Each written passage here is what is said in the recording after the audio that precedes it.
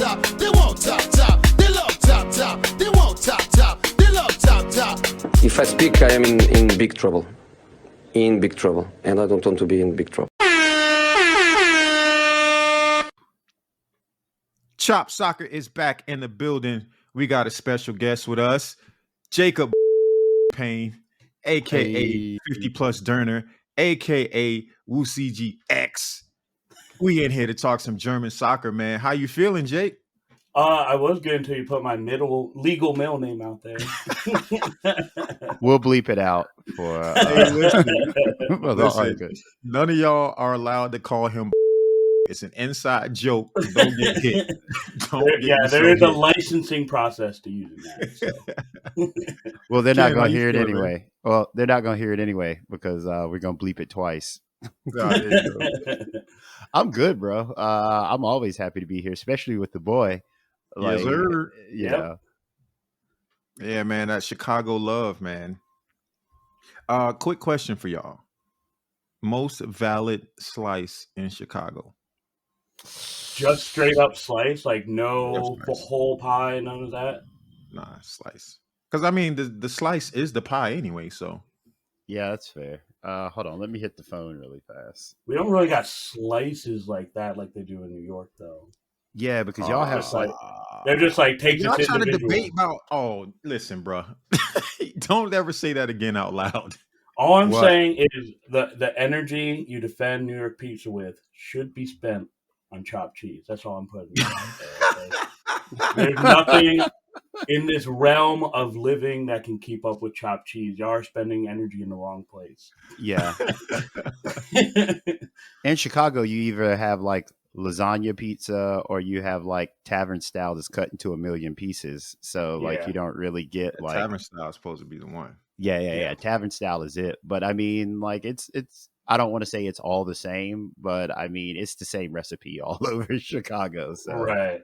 Oh my God. Well, anyway, we're here to talk German soccer, not pizza. Anyway, Jake, man, you are the Bundesliga correspondent. Like everybody knows, if you want to know what's going on over there in Deutschland, you need to talk to Jake. And we have a few questions to run off for you. The first one is, I think the Bundesliga is in week 2, as you let me know in pre-production. What is the biggest off-season story that happened in the Bundesliga? Man, I think the two biggest ones have to be the whole saga with Lewandowski and Bayern. That got drawn out like super, super long. And I bet Ken can probably laugh now. Lewandowski's probably deeply regretting that move now. Or at least like leaving like that. He didn't leave very good. Holland leaving was big. I think those... I'm not someone who, like, on my show, I try to not focus on Dortmund and Bayern, but, like, admittedly, those are the two huge storylines over the season. You're losing two massive strikers, and, like, people are kind of like, what's the league going to look like now? And, like, for a non-Bayern and Dortmund storyline, it was watching Eintracht Frankfurt, who won Europa League, watching them kind of figure out what they're going to do going forward. They're having a slow start to the season, which we'll talk about later, but just seeing them kind of make moves, kind of see how they're going to juggle Champions League and with the bad positioning they had last year in the table. So really big storylines across like the league, but I would say for most people, those are probably the three biggest ones. Yeah, man. Lewandowski going to Barca was like, okay, you know, it makes sense. You want to go to one of the top clubs in the world, but then the whole development about the financial situation over there. Woo, I don't know how that's going to play out. Barca's trying to sell everything. They selling sneakers. They selling executive suits. They got players on layaway. Tchotchkes and all type of shit. They got NFTs. They got real, crypto. Like they're trying to find any way to make those salaries work. Even his announcement video looks like it was just made. There's the person who's filming it. If you go back and watch it, the person who's filming its finger is in the shot. No, bro. I'm telling you, bro. It was filmed on an iPhone 13. Absolutely. Hey, listen, they are on a budget over there, a serious budget. What are the main storylines heading into the first quarter of the league season? Yeah, I would say now developing. I would say probably the biggest is Leverkusen. So Leverkusen is a team that is always making Champions League. This was actually going to be a big season for them because, like I said before, with the two strikers Holland and Lewandowski leaving, they have Patrick Schick. And even though Florian Wirtz is out, this is still a team that should be honestly competing with Bayern and other teams every year. They're currently in the dirt. They have not won a game. They lost to Augsburg this past weekend for the first time ever. They got eliminated from the cup competition, the DFB Pokal, by a newly promoted third team, so technically a fourth team. They're just having a rough few games. I think that's the biggest thing to watch right now is like what is happening with them. They could bounce out of it, but I mean they look kind of discombobulated right now. Yeah. Wasn't Patrick Schick supposed to be like the third best striker, like you were saying, in the league behind Lewandowski and Holland? Because he had that great, was it the Euros a summer or two ago? Yeah, he had the Euros. He scored like 20 goals in one of the seasons he was in. He was, I mean, people, if you look at like preseason predictions from the bigger name journalists, they were all picking him for Golden Boot. But it's looking like they put their focus in the wrong area. They need some defenders. They need to have like a retreat somewhere. They need to figure out what's going on.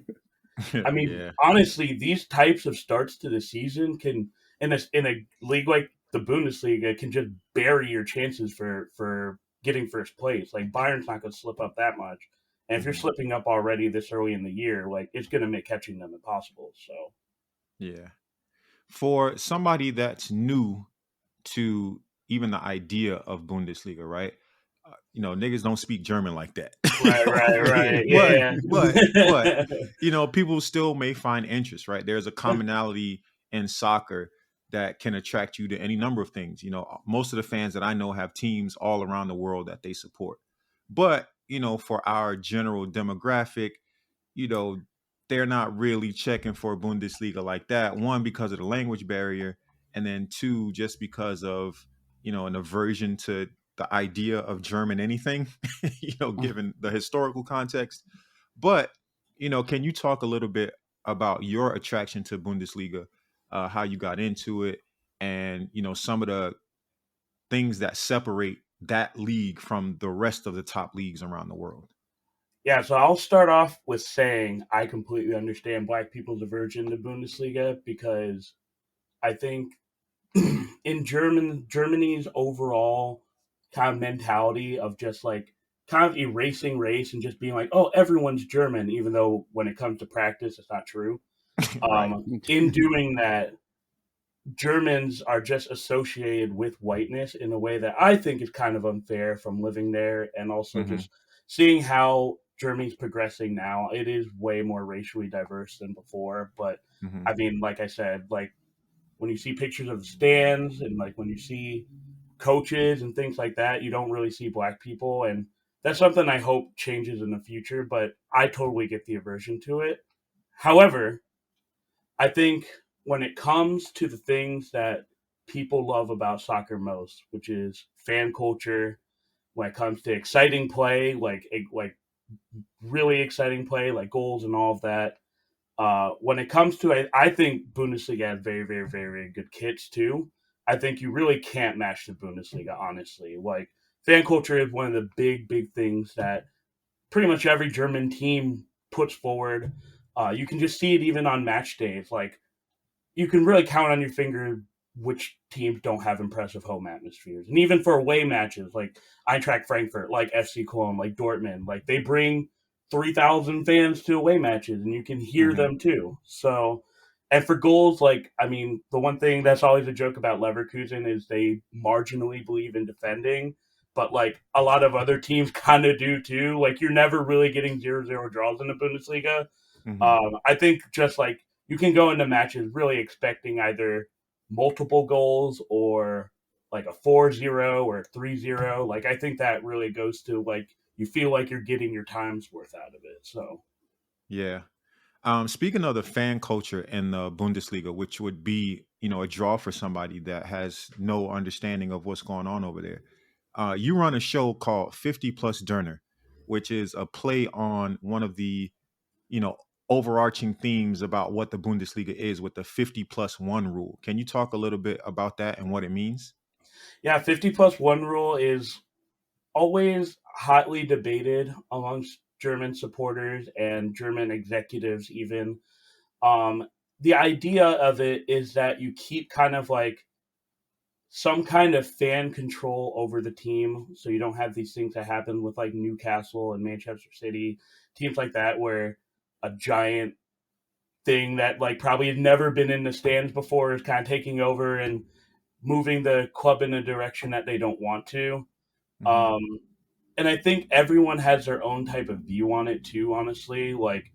Um, but mostly, like fans want it to be there, right? Like a lot of these teams have member boards, and like you can, like Hertha Berlin, they just made their club president voting. They voted in someone who had been in the ultra scene like forever, like Hmm. that you have this kind of thing to happen in the Bundesliga that I think just put it really above every other league. And it happens in the second league too, obviously, but 50 plus one also is just kind of like um, people kind of use it as like, oh, it's kind of keeping people from being competitive in the league. And I don't think that's true. But like I said, like it is something that's very big. It's something that's very complicated, but it is the reason that supporters tickets are so cheap. Usually, I did a thing on my show a few weeks ago about comparing like standing room tickets in the first league to MLS tickets, and like you could watch Bayern. You could get three like Atlanta United standing room section tickets for the price of one Bayern across the year, like Bayern Munich. Oh, wow. So I mean, 50 plus one has its 50 plus one has its merits. I'm a big supporter of it, but it's always something that pops up every single year because you get some club presidents that are like it's holding us back from competing with Bayern. When I think more so like TV revenue distribution's the kind of biggest culprit, but um, it is kind of sinister having someone like Hanover 96 be like, oh, this is kind of keeping the league down. But that's kind of what it is. It's always super complicated, but I think it's just really, really important. Yeah. I think it's really healthy for the league too. Like, Mm-hmm. of course you're going to have your outliers like Bayern, but for the most part, like, just like you were saying, like, just the ability for fans to be able to afford tickets both home and away, like really makes the difference when it comes to like that atmosphere and that support. Like, like people talk about like the yellow wall in like Dortmund, like it's like mythological. Like, you see it on TV, it's like 40,000 strong in one area of the pitch, like, all doing shit in unison, like stuff like that. Like, I don't think you get that anywhere else. Like, because they don't have like, 50 plus one or like, these other like, really fan driven initiatives that make things like really affordable, just for the everyday person. Like, like Jake was saying, like, Atlanta is one of the cheaper MLS places to go. And like, you can still get like, Bayern Munich tickets for the season cheaper than you can for just like 3 MLS games. And like, it might not sound like much, but that makes a difference. Right. Yeah. Like, especially in any kind of economic thing, like, you can at least have something to go to. Like, at the end of the day, like, having a season ticket be $500 is just like, you know, what are you really getting out of it? Like what are you getting from the team from MLS that really constitutes that being three times more than the team that has won the league 11? Well, getting ahead of myself 11 times, but like 10 times in a row. Right. Right. It's just kind of gross, and you do see it like people complain about in the Premier League too about just being priced out of having fun, and I think that's Yeah. something that Bundesliga fans are very conscious of, and pretty much every team, minus a few, try to keep that culture going in their stands. Yeah. Who are the most exciting teams to follow as a casual fan? Goat team. You don't. Unbiased. But honestly, I think like the thing that's exciting about Bundesliga is really any team is super exciting except I would say Augsburg. And Augsburg is still exciting because at the end of the year, there's always a storyline with every single team you look at. Even Augsburg, who I make fun of all the time on my show, like they still, when you get to like April, they just find some way to not get relegated. They'll be in the relegation zone all year, and then they'll just figure it out. You know what I mean? Yeah.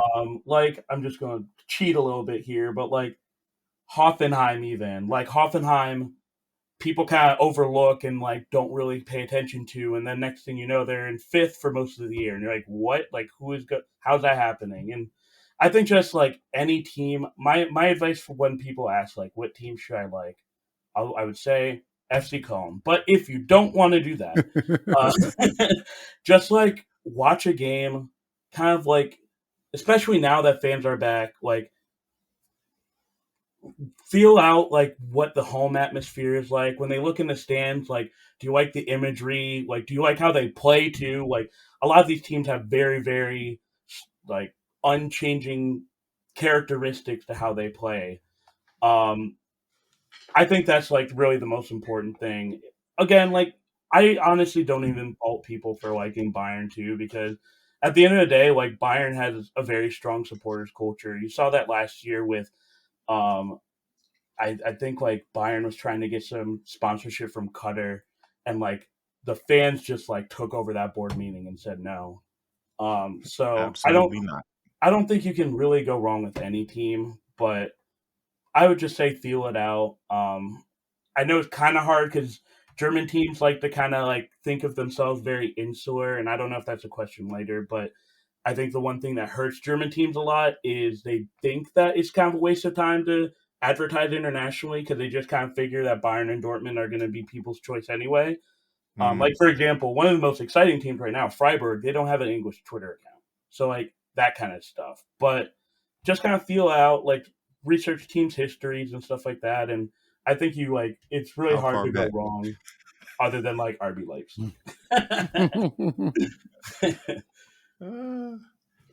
What teams do you think will start fast, and what teams do you think will start slow? I know we're already in week 2, so you have a little cheat sheet. Yeah. But go ahead.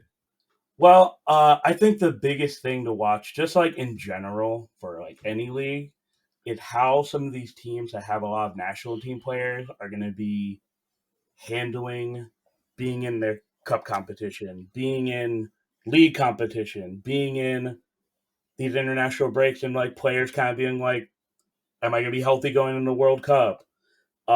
So I mean, teams like Bayern and Dortmund are starting out strong right now, but like once some of these players are playing like 2 times a week for like 2 months, like I'm very interested to see which teams slow down. So like there are teams that are up there right now, like Union Berlin, Mainz even, they're in 6th place. Uh, these teams are starting off strong, and they also don't have the amount of national team players that some of the people above them, or even some below them, in the case of Leverkusen, aren't going to have. You know what I mean? And they're not worried about juggling Champions League or Europa League. So I think I would be interested to see if those teams like Mainz or Union Berlin or even Gladbach. I'd be interested to see how those teams do once the bigger teams start having to juggle all those competitions. Yeah. Yeah, I think like, I don't think this is only applicable to the German league, but I think in a lot of the top leagues, like, if you are a team, like Jake said, that doesn't have like, a lot of international players and are not in like Champions League or any other European competitions, like this might be the year for you to punch above your weight, because, you just don't have the worries that other teams have. Like when you look at Bayern, like 1 through 11, their whole team's full of internationals. I mean, you could probably go 1 through 20 if you like, really. if you want to be just honest about it. So like having the ability to have guys that are going to be coming back from the World Cup that, are going to be fresh, before the World Cup and during the World Cup. It's like having a holiday, you get to restart your season. So that's it's a really pertinent point that there are a lot of teams just across all the leagues that are going to have the ability to kind of punch up this year. Yeah. So if I'm coming in as a newly interested black man or black woman or black non-binary person, who are the black players that are going to give me the feels watching Bundesliga? Jamal Musiala right now. I think everybody can Jamal Musiala. He's he hella black. Nigga named Jamal. He's from England. I think he's either 18 or 19 right now. I think everybody's going to be unifying under him. I think this is going to be a gigantic season for him. Mm-hmm. Anthony Modeste, who used to play for Cologne but now plays for Dortmund. I thought you didn't even like him. He likes him. You don't like him anymore. Well, weren't you complaining that when the whole transfer was happening, you were complaining, oh, he's doing this again? So to explain that, let me explain. I was initially very mad, but then I thought, he's 34. He's never played in Champions League before, ever. He played in Asia, AFC Champions League when he played in China, but not like UEFA Champions League. He's French, so obviously that carries a little more importance to him. And Dortmund is very set up already to kind of benefit him more than what Cologne would be benefiting him with midfield play, setting him up, that kind of stuff. Cologne had done it, but I mean, when you look at the midfield Dortmund have, he's going to feast. Yeah. Hopefully. So I was initially very mad because the last time we got to Europa League, he left, and but that was mainly the coach's fault. The coach at that time was very unchanging in his tactics, so they just kind of signed another striker who wasn't really like him, and they just kind of hoped that he worked out. This manager now is way, way better. You even saw that. They learned Modeste wasn't playing on match day against Schalke, and they still won 3-1. So I became less mad about it after that. So I didn't realize Modeste had 2 stints at Cologne. That's news to me. Yeah, he started all even at Hoffenheim, but he came to Cologne, he left to China, he came back, was loaned out actually, and then came back, and now he's at Dortmund. Oh, he went and got that Chinese bag. Okay. Yeah, he acquired that. So we got Jamal, we got Anthony. Who else we got? You got a Malik in there? I mean, a Jerome. Well, there was Malik Tillman, but now there was a Malik. There was a Malik. You're 1 year short. Black over here, bro. Bayern's got all the brothers. Yeah, Mainz doesn't anymore. But Boetius with Hertha, they still have Prince Boateng on Hertha. He's not really playing that much, but he brings a sideline energy that I think is very infectious. Just because he always did. Oh. I'm just saying. Go ahead. Gotta timestamp that.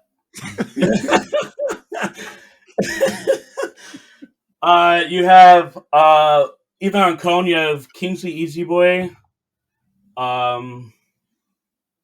Who would be? All right, you ain't got to name all of them. All right. Who can we look? But they're out there. They're out there. That's good to hear, man. And I like that the Bundesliga has been buying up a lot of young American talent and giving them a shot in first teams. That's if you think super long term, as soccer in the United States grows more and we get more black youth involved in the game that make it to higher levels of the game, and having a big money pathway changes everything, bro. I think that's going to be the real difference. Is once kids can see I can get baller money baller money. Like that's what kids want. They see LeBrons and the whoever else is in the NFL, the NBA, MLB, not so much anymore, but they want those big life generational changing contracts, and they don't know where that exists in soccer yet. But the Bundesliga could be that in the future. I think the best thing to happen for a Bundesliga that we still can't really measure yet was Weston McKennie and his path with Schalke. What he brought to the culture there, even like in 2020 when all the black square stuff was going down, he like brought what we were trying to bring in MLS. He brought that to Bundesliga, and I think we're still kind of. It's going to be a while to kind of see the impact that his path and how he was like the dude at Schalke as a Black American kind of worked out, but I think we're going to be seeing that in like 5 years, kind of what his journey through Bundesliga was like. So, and like the impact it'll have on newer people. Especially at his age too. Like he was like, a lot of people don't realize it, but like he was in his teens, like early 20s when he was playing at Schalke. Yeah. And like, for what he was doing at that age, especially being like a MLS product, like coming over from Texas, like, I don't think a lot of people really like emphasize that the way they should have, because like, you kind of see how they've done it with Christian Pulisic. But like, I think Weston McKennie's story is actually like, the better one, because he was, like Jake said, he was the guy at Schalke, like, and even at Juventus, like, he's had a couple injury problems, but like, he is the guy, like, and I think, just seeing that and seeing that, like, Americans have the potential to do that if you, like, if you're a baller, like, I think Jake's right, like, in the future, like more people are gonna like they're gonna look at that and be like, that's what we want to try to emulate more than like, I don't want to say Christian Pulisic, but like, yeah, that's what they want to try to emulate more, especially for kids like us. Yeah.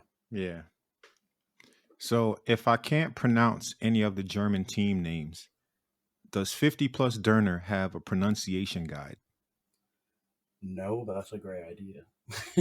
Actually, so the intro for my show, the person that does the intro for my show, Robert, who is one of the coolest people I've ever met, he actually pronounced every first team name. So like, I'm still trying to work out getting a website, but like that is something that I should put on there, is him saying all of those team names. So, or you saying it, because we need to hear it with the.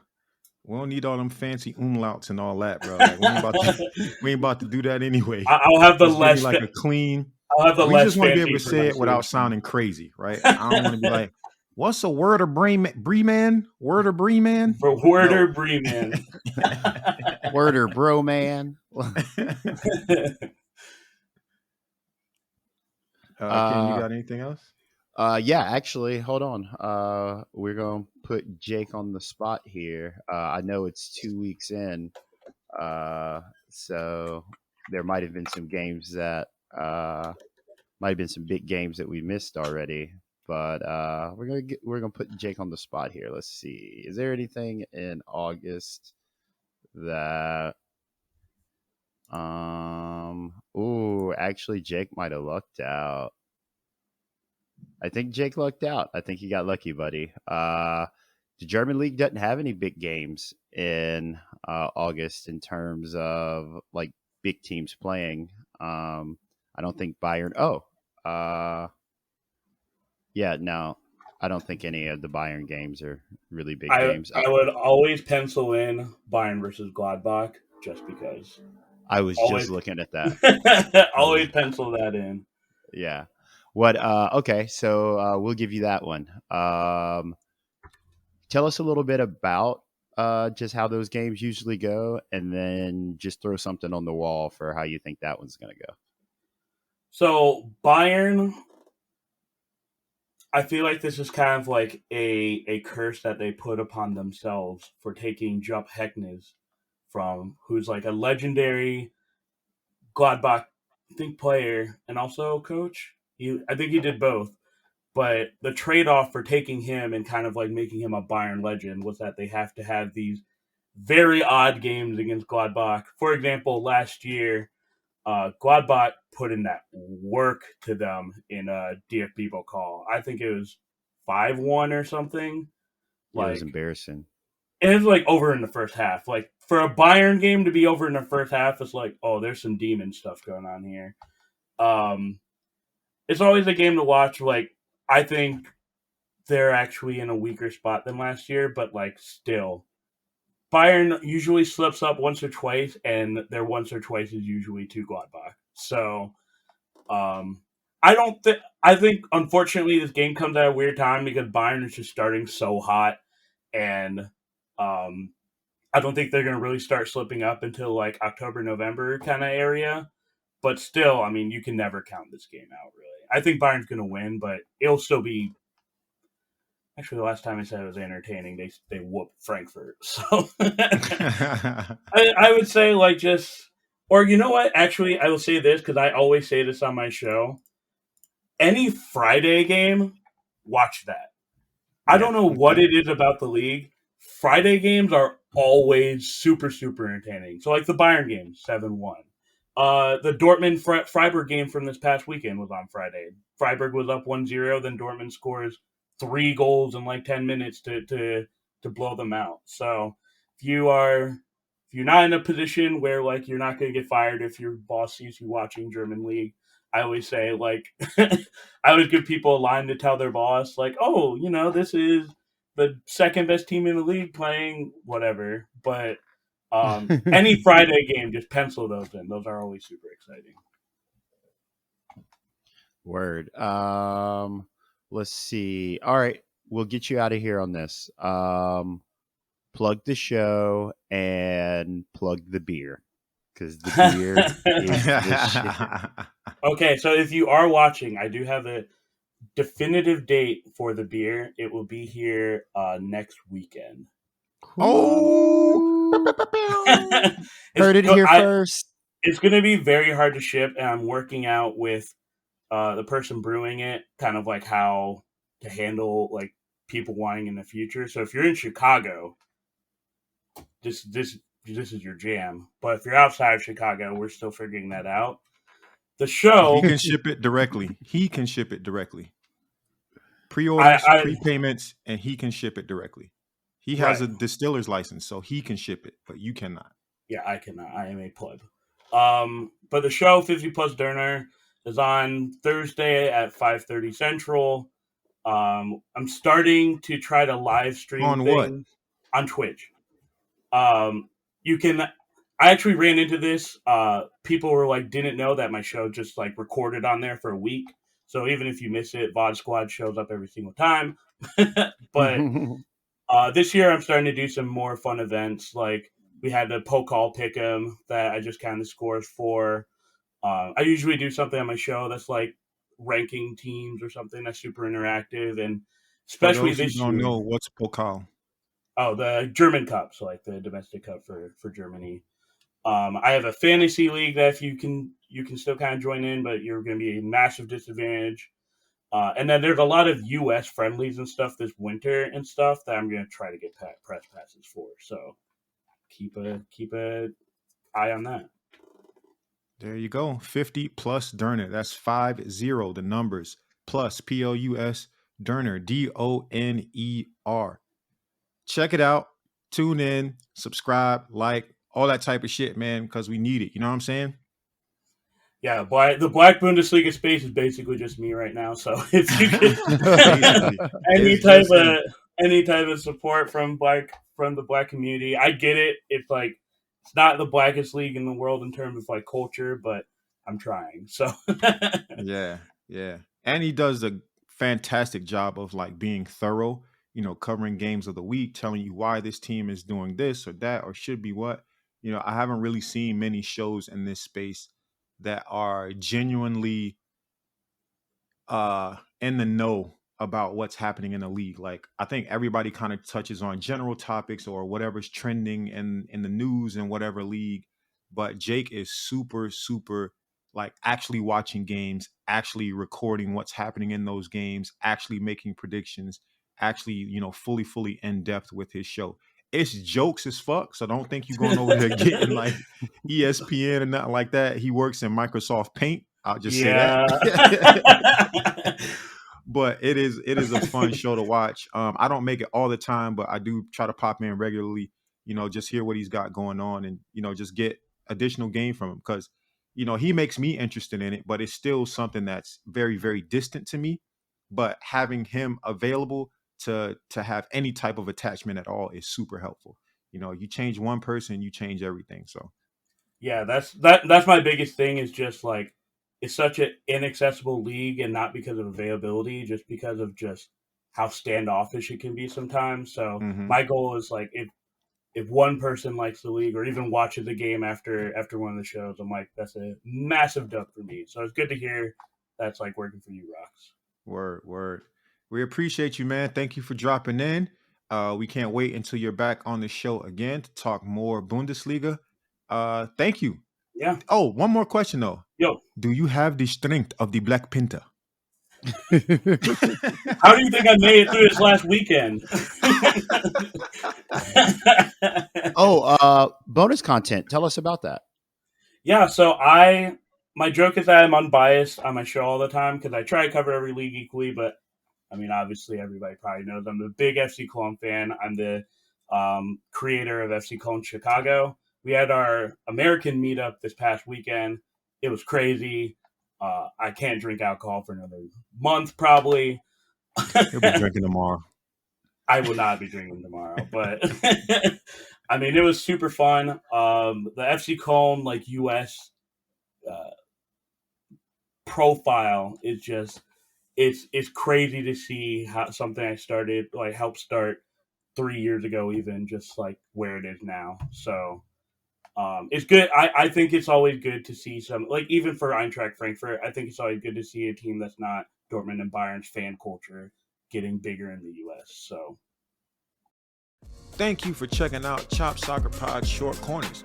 For more, check us out on Twitter @Chop Soccer Pod and Instagram @Chop Soccer Pod. You know the vibes.